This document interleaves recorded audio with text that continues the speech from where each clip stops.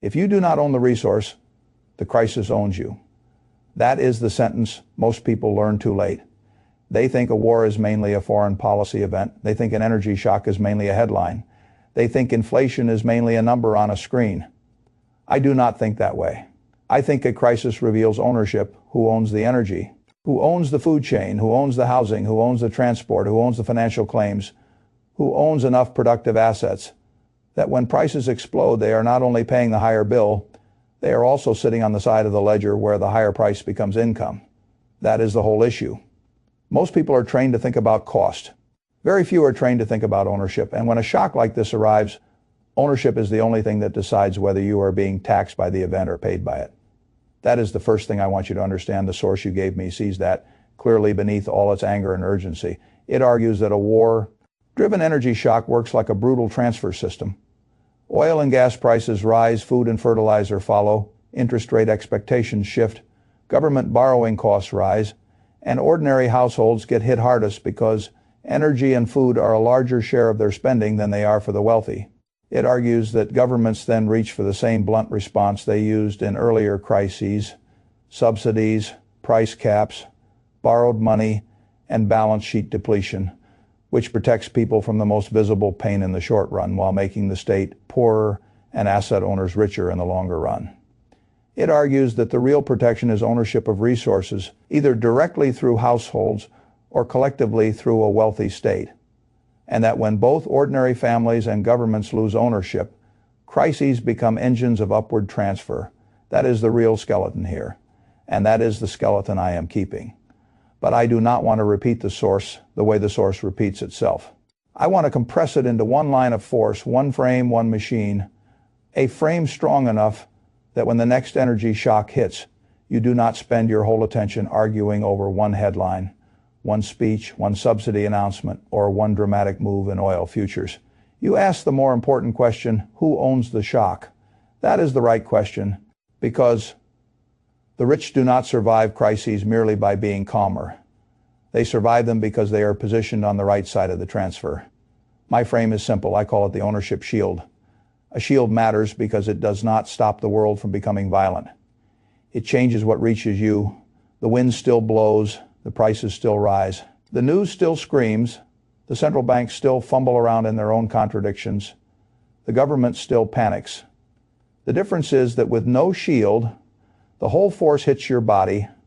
With a real shield, some of the force is absorbed, some is deflected, and some of it paradoxically works in your favor. That is what ownership does in a resource crisis. It does not create a fantasy world where nothing hurts. It changes whether you are only a victim of the price or partly a beneficiary of the thing being repriced. The first layer of the ownership shield is what I call the resource tax. The source is right to begin with the most basic fact. When oil and gas prices surge, the pain does not spread evenly.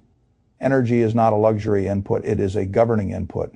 It flows into heating, cooling, transport, fertilizer, food distribution, logistics, manufacturing, and almost everything else ordinary life pretends is simple. When energy rises, food follows. When food follows, the household arithmetic of lower and middle-income families gets hit immediately because energy and food are not minor categories for them. They are the categories. The source makes this point clearly. Poorer households spend a much larger share of life on essentials, which means the same inflation rate is not the same lived reality across classes. That is why I call it the resource tax. No parliament has to pass it. No one has to vote on it. The price shock itself imposes it.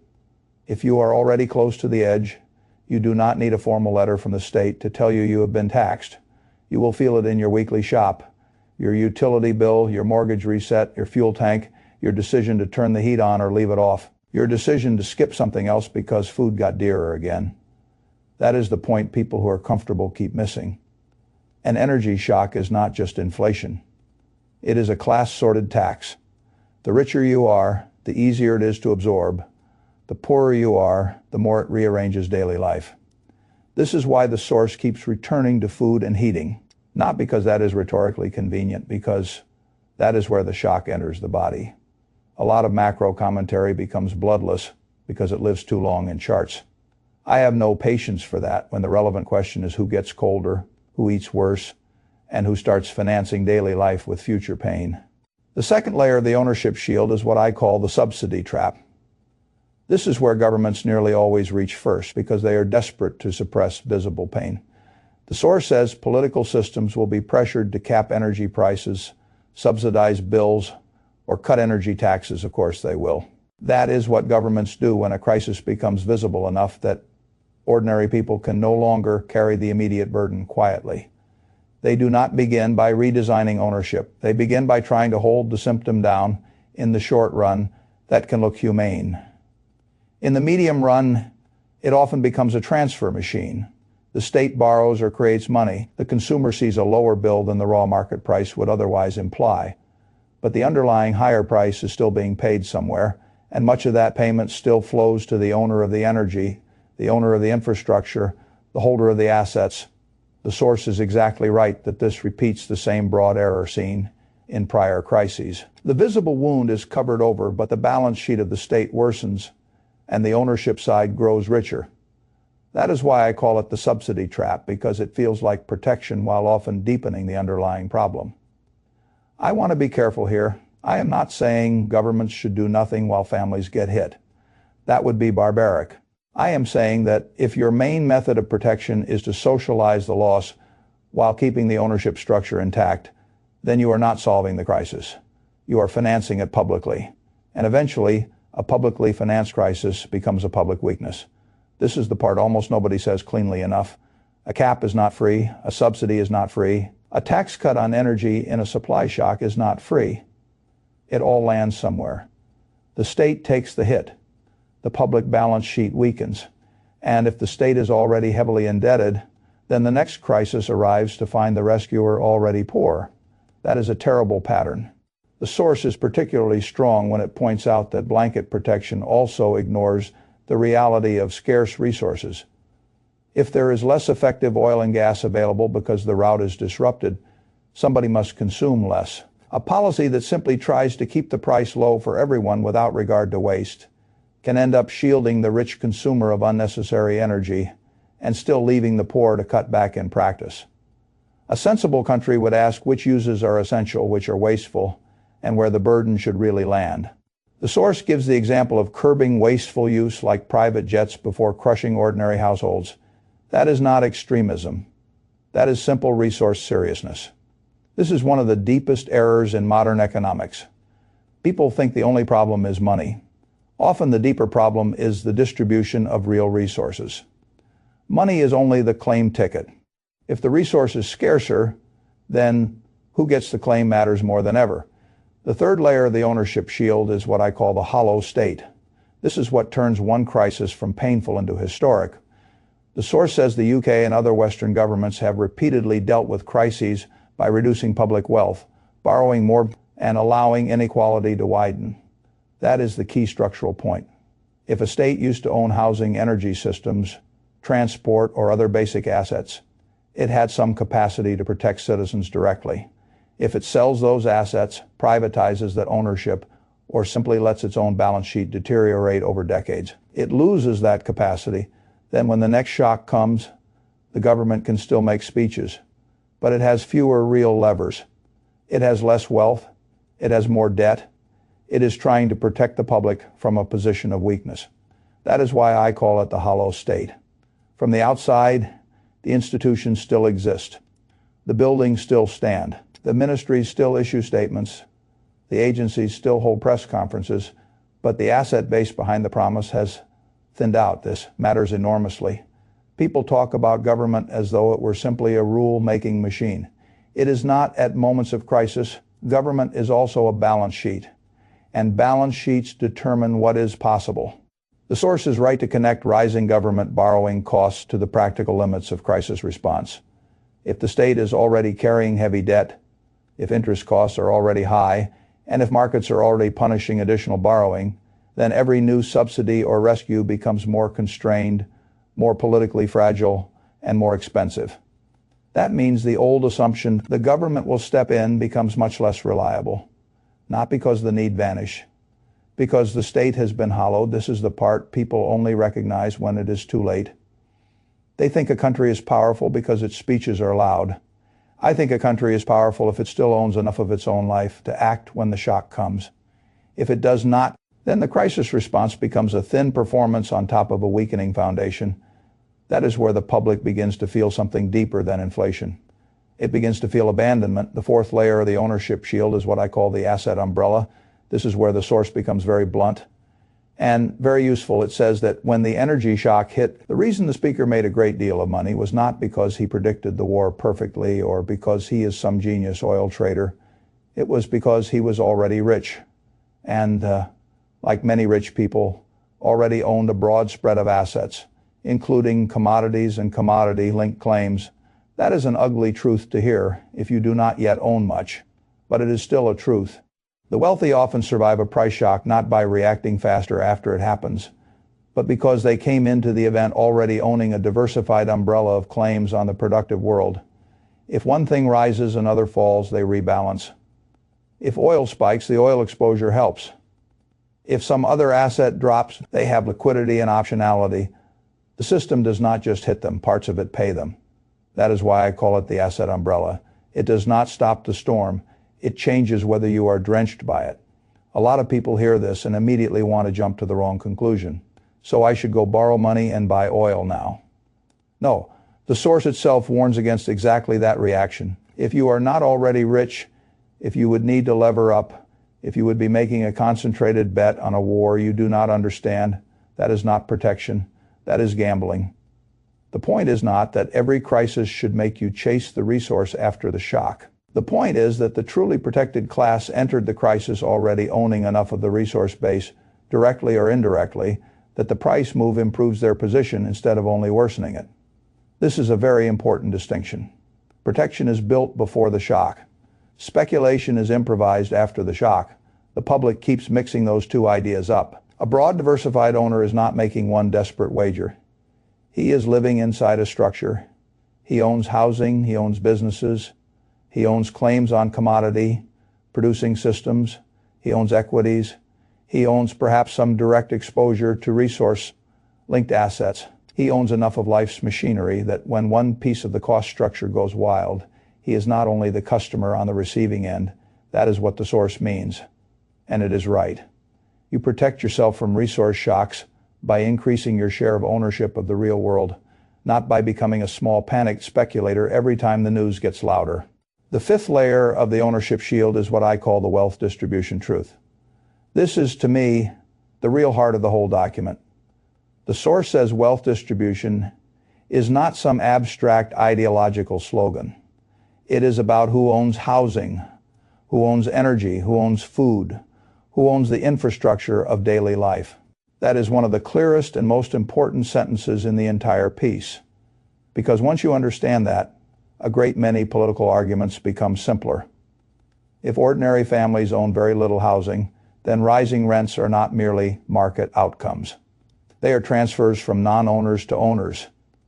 If ordinary people do not own meaningful energy exposure, then an energy shock is not merely a global event.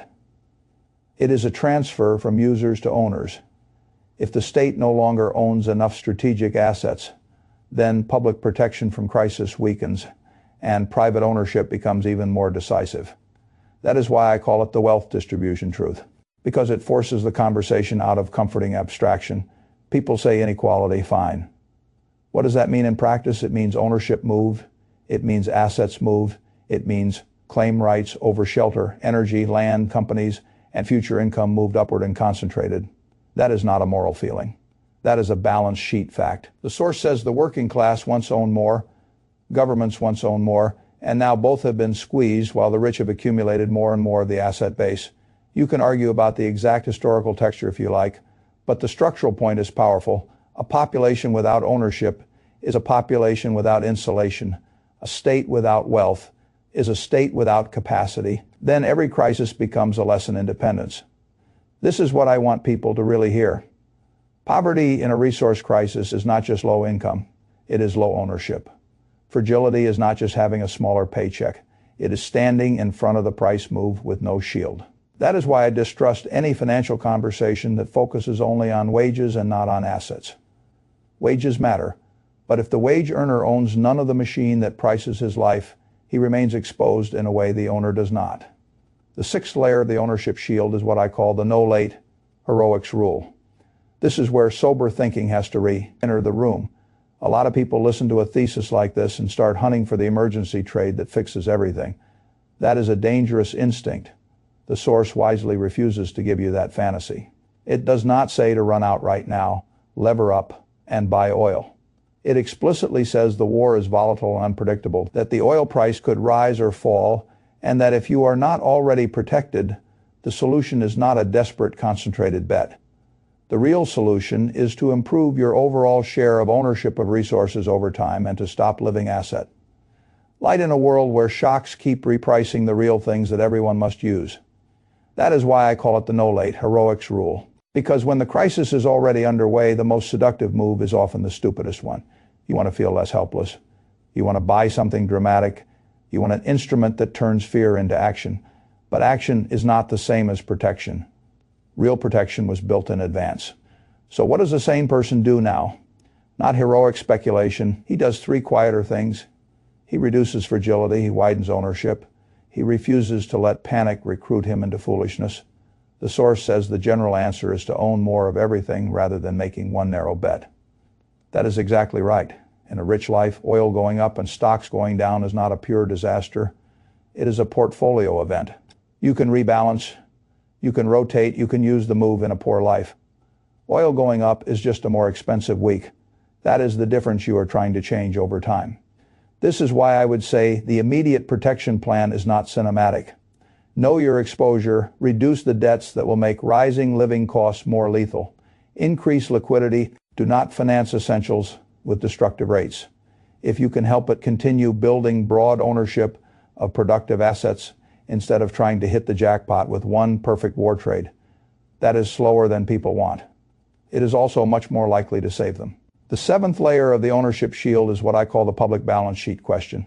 This is where the source becomes explicitly political. And I think the economic logic behind it deserves to be taken seriously. If ordinary families do not own enough of the resource base, and if the government does not own enough either, how do you rebuild public protection? The source's answer is simple and blunt. Tax wealth, not labor. Why? Because if asset ownership has concentrated to the point where the population and the state are exposed to repeated shocks, while private owners keep gaining from them, then some mechanism has to move claims back down into the public balance sheet, into households, or both. Otherwise, the trajectory remains the same. Another shock, another subsidy, another round of public dissaving, another upward transfer, another weaker state, another more fragile middle and working class. That is why I call it the public balance sheet question, because eventually the conversation cannot remain only personal. If the ownership map is radically concentrated, then private prudence alone cannot solve everything. A society where only the rich own the resources becomes a society where every crisis strengthens the rich further. That is not a stable republic. That is a transfer machine. Now, I am not pretending the implementation is simple. Tax policy is difficult. State capacity matters, execution matters, political coalitions matter, but the economic intuition is hard to escape. If the public side has been hollowed out and the private ownership side keeps absorbing the gains, then rebuilding resilience requires some form of reclaiming capacity. The source is right about that much. And once you understand the crisis through ownership rather than through temporary emotion, it becomes much easier to see why this argument keeps returning no matter how many people call it unfashionable. The eighth layer of the ownership shield is what I call the war premium. This is the darkest part of the source, and I do not want to overstate it or understate it. The source suggests that when wealth becomes highly concentrated and assets are scarce while wages are weak, there can be a deep economic logic pulling elites toward asset acquisition and conflict rather than toward a broadly shared peace. It even gestures toward a historical pattern in which concentrated elites, once they have squeezed enough wealth from domestic society, turn outward and use conflict as another route to preserve or enlarge control. That is a hard thought. It is not a line I would wield carelessly. But I do think the source is circling a truth worth respecting. Societies with concentrated power and concentrated ownership create very dangerous incentive structures. That is why I call it the war premium. Because in some systems, conflict does not punish the powerful symmetrically. It punishes downward and pays upward. That is monstrous. It is also one reason why ownership cannot be treated as a private niche question. Who owns the resources is not just about who has a better retirement. It is about who gets safer, calmer, and more powerful when the world itself gets uglier. And once you see that, the moral weight of distribution changes. This is no longer a decorative argument over envy. It becomes an argument over security, democracy, and whose side the shock is on. The source is right that war is not an abstraction when people die, lose homes, and become fuel for other people's balance sheets. So I want to be careful not to aestheticize any of this. The point of understanding the economics is not to strip the human tragedy out. It is to refuse to let the human tragedy also remain economically invisible. The ninth and final layer of the ownership shield is what I call the calm protocol. This is where the source ends. And I think it ends more wisely than people might notice at first. It says the stream of outrageous headlines can destabilize people, and that one of the most important skills now is maintaining calm and stability in the face of that constant barrage. I agree completely. Panic is profitable for media, for platforms, and often for weak operators who want your attention more than your clarity. But panic is not how you build a shield. Panic makes you misread risk, misprice assets, and mistake action for intelligence. Calm is not passivity. Calm is what allows you to see the ownership map clearly enough to make one good decision instead of 5 emotional ones. That is why I call it the calm protocol. The better your understanding of the mechanism, the less you need the daily drama. The goal is not to become numb.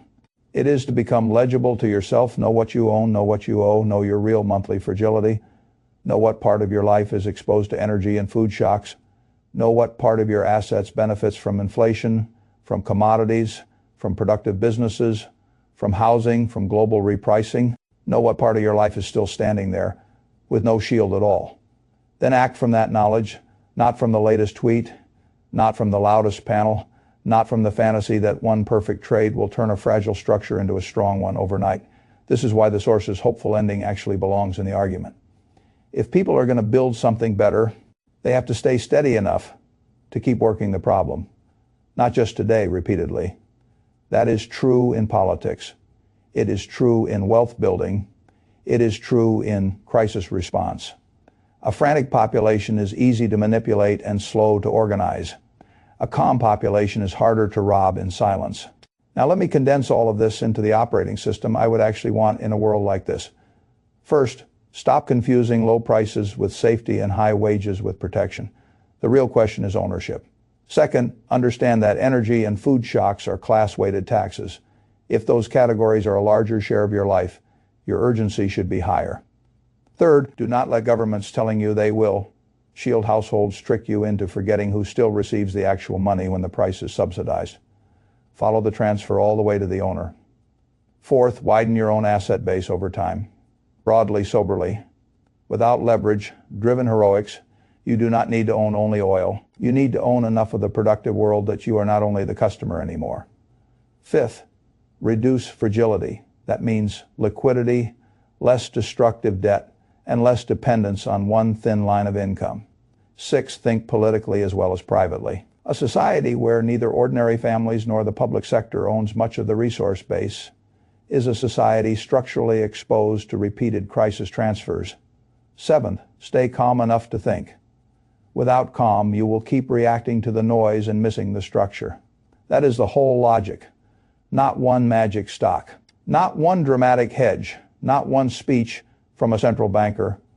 Ownership. That is the line. So here is the real mirror. If the price of energy doubled again, if food followed, if rates stayed higher, if government stepped in weakly and late, what side of the shock are you actually on? Are you still only the customer? Are you still living on the exposed side of every commodity move?